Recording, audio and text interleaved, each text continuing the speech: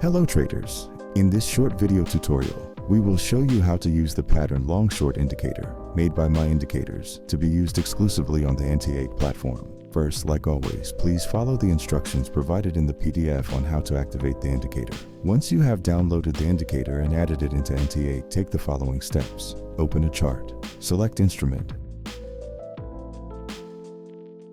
and then go to Indicators. Select Pattern Long-Short from the list and then click Add. Once done, configure the indicator to fit your trading preferences, such as varieties, kinds of moving averages, visuals, line colors, etc. And don't forget to add your activation email.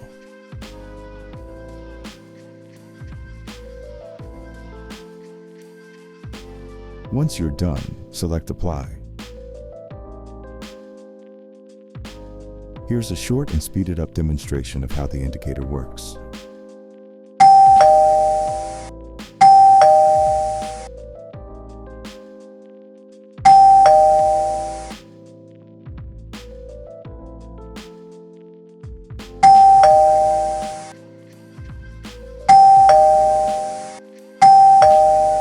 Hope this short video tutorial was useful, and let us know what you think.